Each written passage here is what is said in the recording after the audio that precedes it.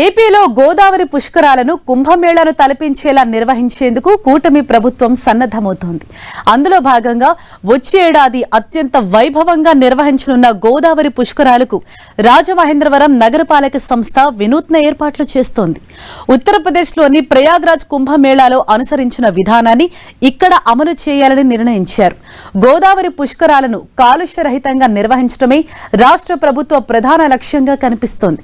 ఇందులో భాగంగా ఇవాళ రాజమహేంద్రవరంలో AP deputy CM Pawan Kalyan పర్యటిస్తున్నారు. పుష్కరాల ఏర్పాట్లను ఆయన పరిశీలించారు. పుష్కర ఘాట్ కు చేరుకొని అక్కడి నుంచి బోట్లో కోటిలింగాల ఘాట్ కు వెళ్లారు. మార్గ మధ్యలో waste treatment and segregation plant ను పరిశీలించారు. అనంతరం అక్కడి నుంచి రాజమండ్రి మున్సిపల్ కార్యాలయానికి చేరుకున్నారు. అక్కడ పుష్కర అభివృద్ధి పనులపై అధికారులతో రివ్యూ చేశారు. గోదావరి పరివాహక ప్రాంతంలో కాలుష్య నిర్మూలన, పుష్కరాల నిర్వహణకు అవసరమైన చర్యలపై డిప్యూటీ సీఎం పవన్ ప్రత్యేక దృష్టి సారించారు. గోదావరి పుష్కరాలు వచ్చే సంవత్సరం జూన్ 26వ తేదీ నుంచి జూలై 7వ తేదీ వరకు జరగనుండగా వీటిలో కీలక రోజుల్లో సగటున 1 కోటి మంది చొప్పున పుష్కర స్నానాలు చేస్తారని అధికారులు అంచనా వేస్తున్నారు. పుష్కరాలు మొదలయ్యే రోజు, చివరి రోజు, వారాంతాలైన శని, ఆదివారాలు, అమావాస్య రోజున సుమారు 1 కోటి మంది చొప్పున భక్తులు వస్తారని అధికారులు భావిస్తున్నారు. 6 జిల్లాల పరిధిలో మొత్తంగా ఏర్పాటు చేసే ఘాట్లలో సుమారు 8 నుంచి 10 కోట్ల మంది పుణ్యస్నానాలు చేస్తారని అధికారులు లెక్కలు వేశారు. 2015 సంవత్సరంలో జరిగిన పుష్కరాల్లో దాదాపు 4.86 కోట్ల మంది పుణ్యస్నానాలు చేశారు.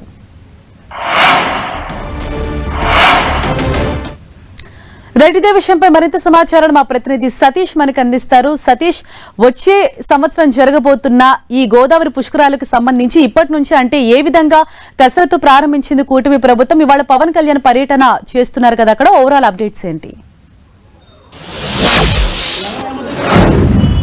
హరీష్, తూర్పుగోదావరి జిల్లా రాజమండ్రిలో పుష్కర ఏర్పాట్లకు సంబంధించి ఆంధ్రప్రదేశ్ డిప్యూటీ సీఎం పవన్ కళ్యాణ్ అయితే ఈరోజు పనులను పరిశీలించడంతో పాటు రివ్యూ కూడా సమీక్షా సమావేశం కూడా నిర్వహించారు. కొద్దిసేపటి క్రితమే ఇటు అధికారులతోటి ప్రజాప్రతినిధులతోటి కూడా సమీక్షా సమావేశం అయితే మొత్తం పూర్తి స్థాయిలో పూర్తయిందని కూడా మనం చెప్పుకోవచ్చు. అయితే దీనికి సంబంధించి అంటే రాబోయే సంవత్సరంలో జరగబోయే పుష్కరాలను అత్యంత వైభవంగా అంగరంగ వైభవంగా కూటమి ప్రభుత్వం ప్రతిష్టాత్మకంగా నిర్వహించేందుకు ప్రత్యేకమైన ఏర్పాట్లు అయితే మాత్రం ప్రారంభించారు. దీనికి సంబంధించి పుష్కర ఘాట్లు ఏర్పాట్లు కూడా ఈ రోజు అయితే AP deputy CM Pawan Kalyan అయితే పరిశీలించిన పరిస్థితి కూడా నెలకొంది.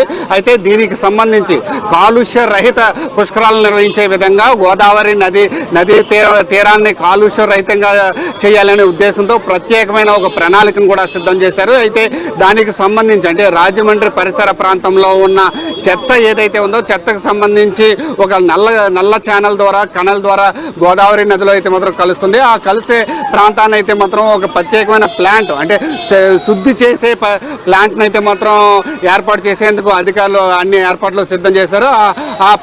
ఆ ప్లాంట్ను కూడా ఈరోజు పవన్ కళ్యాణ్ అయితే మాత్రం పరిశీలించడం జరిగింది. ఆ ప్రాంతంలో ఎక్కడైతే గోదావరి నదిలో చెత్త పేరుకుపోతుందో ఆ మురుగునీరుకి సంబంధించి శాంపిల్స్ను కూడా కలెక్ట్ చేయడం కూడా జరిగింది. దీనికి సంబంధించి అధికారులతో సుమారు 2 గంటల పాటు పవన్ కళ్యాణ్ అయితే మాత్రం సమీక్ష సమావేశం అయితే నిర్వహించారు. పూర్తి స్థాయిలో అంటే గోదావరి పరివాహక ప్రాంతాలైన 6 జిల్లాలలో అసలు ఈ కాలుష్యం ఏ విధంగా జరుగుతుంది, కాలుష్యాన్ని నివారించాలంటే శాశ్వతంగా నివారించాలంటే ఏ చర్యలు తీసుకోవాలని చెప్పి అధికారులు అయితే మాత్రం కొన్ని విషయాలు అయితే అడిగి తెలుసుకున్నారు. అసలు అంటే ఇరిగేషన్ కెనాల్తో పాటు డ్రైనేజ్ కూడా కలవడం వల్ల అగ్రికల్చర్ కూడా దెబ్బతింటుంది. దీనికి సంబంధించి దీన్ని నిర్మూలించాలంటే ఏ అంశాలు చేపట్టాలి అనే అంశంపై పూర్తి స్థాయిలో అంటే గోదావరి నదీ జలాలను కానీ కృష్ణా నదీ జలాలను కానీ పూర్తిగా శుద్ధి చేయాలంటే ఏం చేయాలనే దానిపై కొంత ఈ సమీక్షా సమావేశంలో కొన్ని అంశాలు అయితే మాత్రం పవన్ కళ్యాణ్ ప్రస్తావించడం జరిగింది. దాన్ని ఏ విధంగా